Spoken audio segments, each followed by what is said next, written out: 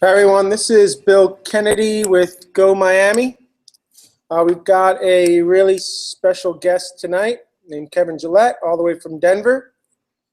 Kevin is one of the teachers that teach the hard Go course that we've been teaching all over the country.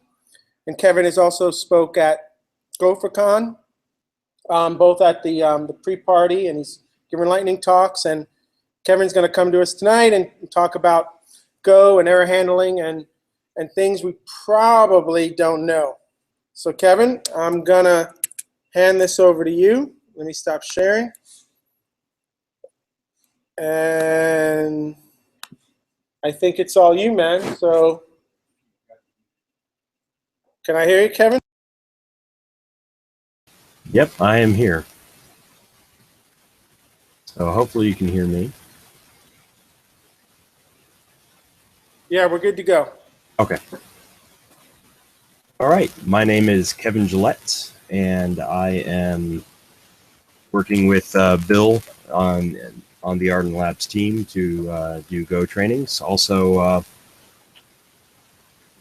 also nothing. I'm a gopher. So let's see. I'm going to give a talk on effective Go error handling. If you received a link for this talk, there is a typo on slide 8. Whenever the gotalks.appspot.com updates, then that typo should be gone. But in the meantime, just follow along on the screen that I am sharing. So let's see. So Go takes a different approach to error handling than a lot of other languages. For one thing, Go does not use exceptions as the typical control flow or typical error handling mechanism.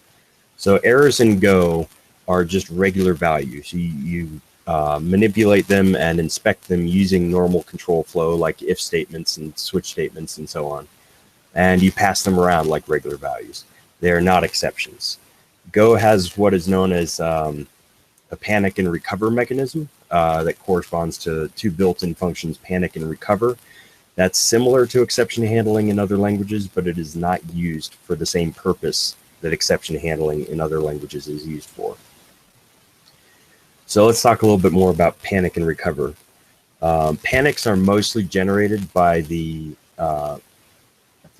language runtime itself when you're doing things like trying to access an index out of the bounds of a slice, for example, or if you're doing a divide by zero error. Things like that. So generally speaking, panics are used to indicate that there's some kind of runtime programmer error, not user error. So libraries should not, because of this, since they're not normal errors, libraries should not use panic as a way to signal errors as part of their exported APIs.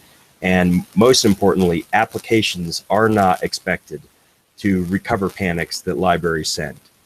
So when you send a panic as a library, you should expect that the entire program will die because you should not expect that anybody is going to catch that error or catch that panic. So the exceptions to this is if you document thoroughly in the doc comment for a given function, for example, that you have some API expectation that the type system cannot enforce itself, and the programmer violates this documented expectation, then you can panic at that time. For example, if you're taking an int as one of the input parameters to a function, and you specifically state in the documentation that you accept just positive numbers, for example, positive integers, and the programmer passes in a negative number, you can panic at that point in time.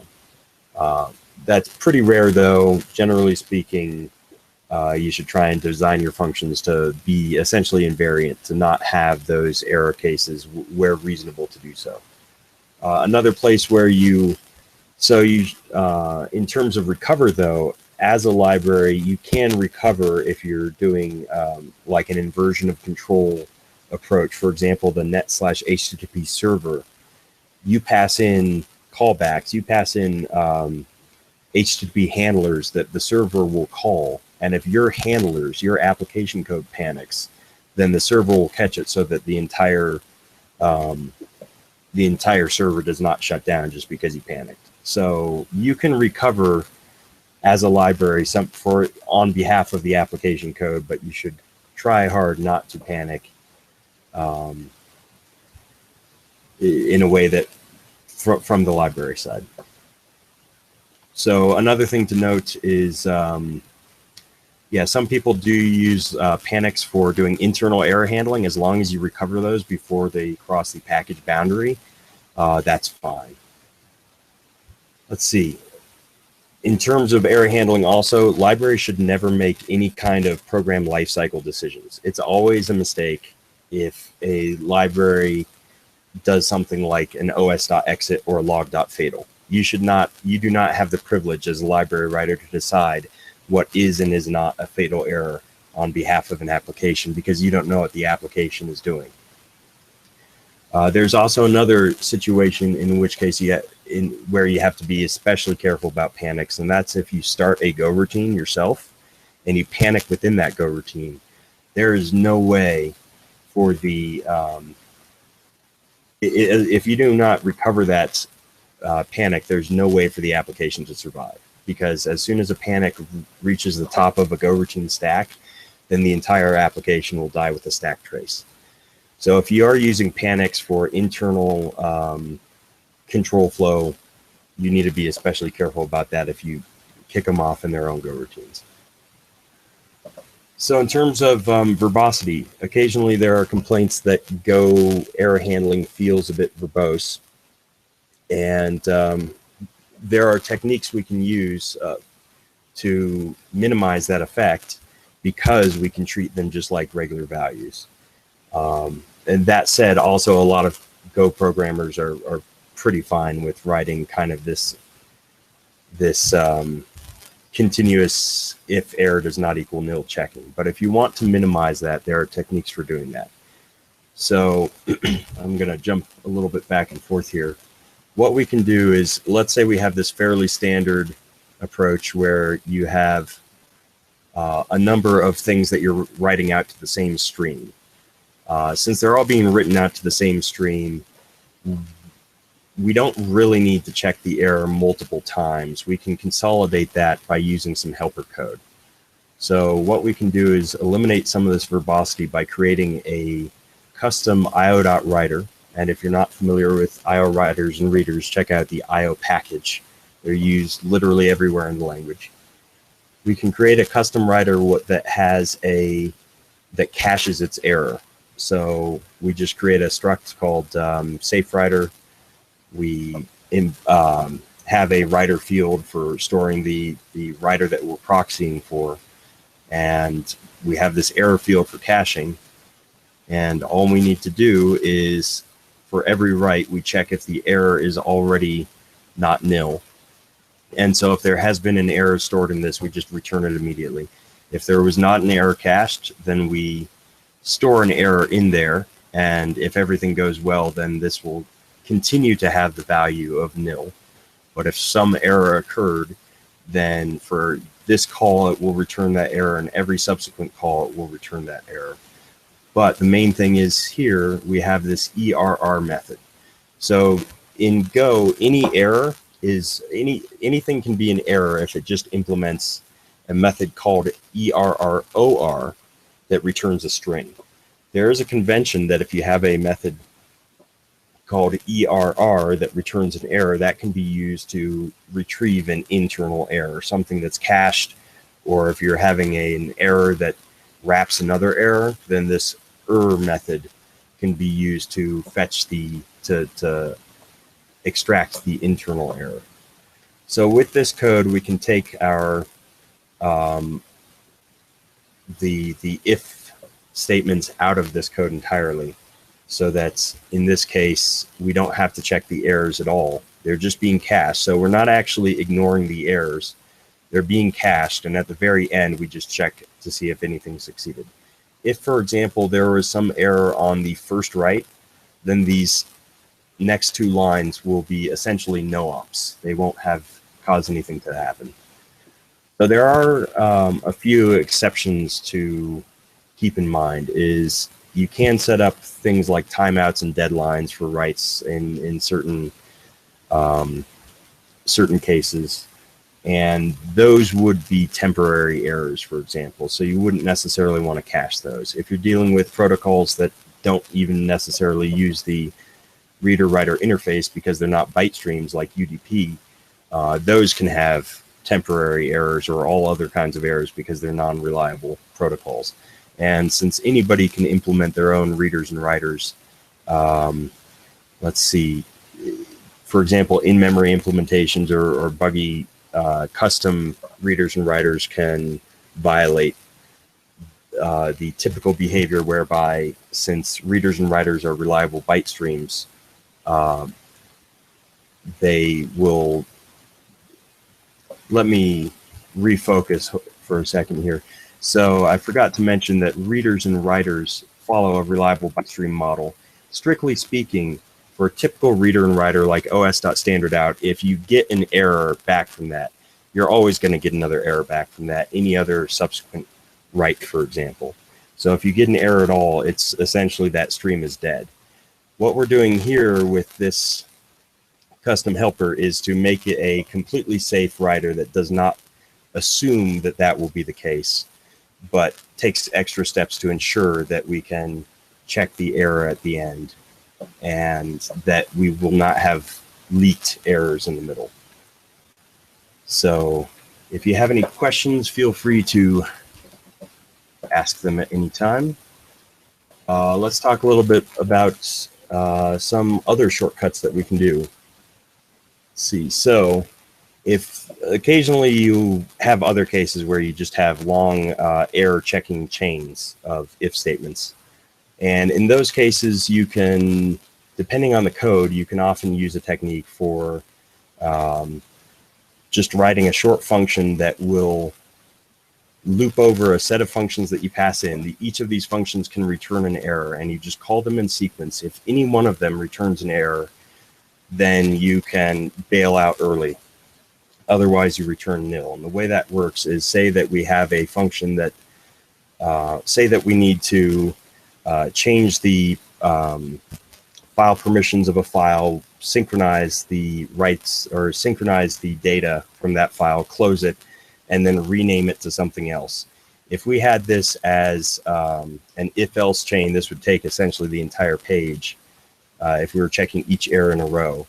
But since we're not dealing with custom variables or anything like that, we're just dealing with things that either return an error directly or we don't care about return an error directly with taking no args. For example, f.sync takes nothing and returns an error. Or if we have something that takes arguments and returns an error and is really simple in that way, then we can use this approach to really simplify that code. If you notice, the signature for this function is that we take any number of functions that take nothing and return an error. So all of these functions match that. Either we're constructing a throwaway function that produces that effect, or the function or method call directly satisfies that signature. If we want to construct a kind of a dynamic setup, so we want to at runtime decide which steps to take and which not, we can construct a slice and use Go's variadic ability to call functions to kind of splat those out into the function. And at the end, error will represent the first error that occurred. And if an error occurred, any subsequent step after it will have not been run. HTTP is another place where people often complain about error handling being too verbose, and this is actually a really easy thing to tackle. So what you'll often see is you'll see code that looks like this. Since the HTTP handler signature does not return an error, you have to explicitly output that error, for example. If you go straight with what the standard library provides you without engineering anything else on top of it, you'll have blocks that just look like this, where you call http.error to dump out an error to the client, and then you just have a bare return to break the control flow or to break out of that function. And so we can simplify this a lot by just developing a couple things here. First of all, we can define a status error type. And all that is just a regular error with an additional method called status that returns an integer. So HTTP errors have two attributes to them, the method or the message and the HTTP status code. And so to fully have the flexibility that HTTP requires, all we need is this extra method. And so, for example, this integer could, or this method could return 400, for example, 400 bad request.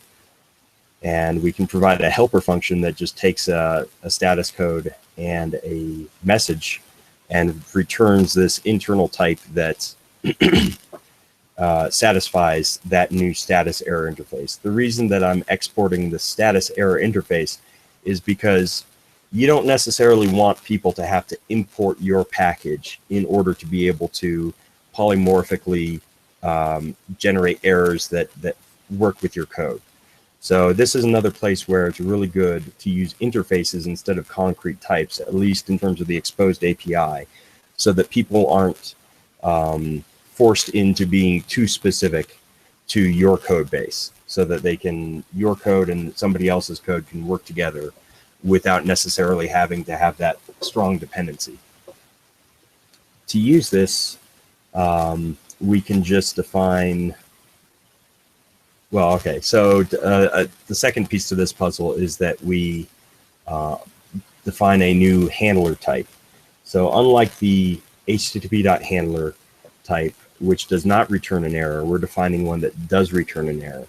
And the difference with this is all we need to do to make it satisfy the HTTP.handler interface is implement this one serve HTTP method. And within that, all we do is we have this error handler type that matches this signature. All we're going to do is we're going to call it, check if the error is nil, and if so, everything's good. We don't have to do any special error handling because that's what this type is all about. Otherwise, we're just going to, in preparation for everything, we're going to just assume that until we're told otherwise, it's going to be an HTTP 500 error, a status internal server error. And if the error that is returned happens to be a status error, in other words, it implements that status method that returns an int, then we will update our status to use the result of calling that function or that method. And at the end, we just go ahead and call the HTTP.error function with the error that we're given, the error message that we're given, and the status that we've either assumed is 500 or that the error itself has informed us is some other status code. And bringing that all together, we can take what was kind of more gnarly code that required a lot of duplication, and we can make it a lot simpler.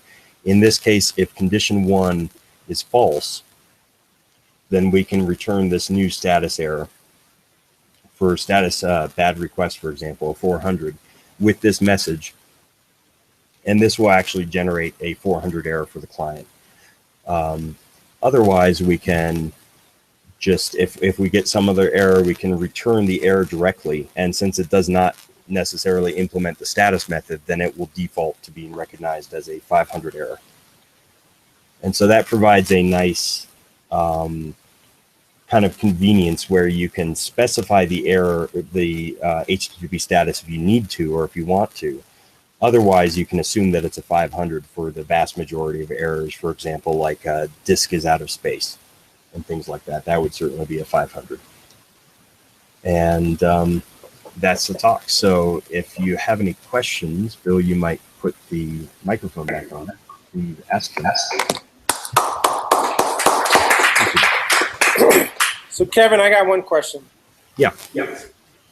I really loved the last example where you kind of appended a method to a function type, which was really then kind of treating, it's like having a piece of, it's like your function being middleware to that method, right? Which is kind of cool. Yes.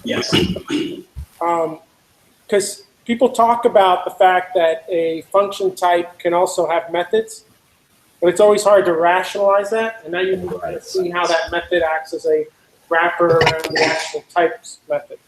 However, my real question is the following. Out of all these patterns that you've shown, how many of these do you actually use in production level code that you're writing? I honestly cringed a little bit on the first two, though I really love the last one because you didn't walk away from the ifs per logic. Didn't walk away from what? So this last example with the function handler, you're still using traditional error checking in Go. Yeah. But the first two, you're kind of walking away from it. Oh. So I cringed a little bit. So I'm. Well, okay. So the first two. So to answer your first part of the question, can you mic your mic for a second? To answer your first question, in production code, I would say I use whichever of these actually ends up working well for the code. I'm less likely to use these in non-production code because if it's just some code I'm writing for a throwaway script, I care less about cleanliness. But for actual production code, if I don't write it the first way like this, I'll probably come back and clean something up to follow one of these techniques because they do make things a lot cleaner. In terms of the second parts, this isn't actually diverging from Go's approach because Go's approach is that errors are regular values. And because they're regular values, you should be able to use all of these software engineering and computer science techniques that apply to manipulating values. And that includes any of these. I know that a number of Googlers have given similar talks to, have shown similar examples to this. For example, the safe writer, Frances Campoy did a talk in which he showed a binary writer that essentially did the same thing. Also, the buffio.writer caches errors internally, so you can check the error at every write. But a lot of places in the standard library, and if you're going to use anything as a code, like an example of high quality code, it's the standard library. So a lot of things in the standard library will just ignore writes to a buffio.writer and just check the error that the flush method returns. And of course, they're only doing that because they know that buffio.writer works that way and because they're explicitly using that. If they were passed an arbitrary io.writer that they know nothing about, then that would not be the right thing to do. But since the concrete implementation of that has that behavior, then that's how they use that. In terms of this short-circuiting thing, there are a lot of places where this just really doesn't work cleanly. Like if your function returns something besides an error, then you have to use this technique. You'd have to arrange to declare the variables ahead of time, and it doesn't work cleanly. But for things where you're doing a lot of file I/O stuff, like you're doing function cleanup, actually this does work pretty well. So if you're doing stuff where you're doing a lot of operations on a file, this technique for this short-circuiting technique does work well. I would say it doesn't work necessarily all that well in general contexts. And finally, on the HTTP error handling technique, the reason that Go's net/HTTP handler type does not specify a return value is because the standard library is focused on giving you just the bare minimum of what you need and not adding any complexity on top of that. And they get away with that because it's so easy to make it, to define your own type. This gives everything we need, and it's extremely convenient in like this 10 lines of code on top of the standard library to provide convenient error handling. So the standard library is not in the business of doing something for you that you could do for yourself in 10 lines of code. Cool, man. I really love this last pattern quite a bit. All right, so you're using all of these techniques in production code when obviously it makes sense. Yeah, when it makes sense. Definitely don't abuse them. Abusing them is worse than pretty much anything else. All right, does anybody else have any other questions for Kevin? No? I have a total newbie syntax question.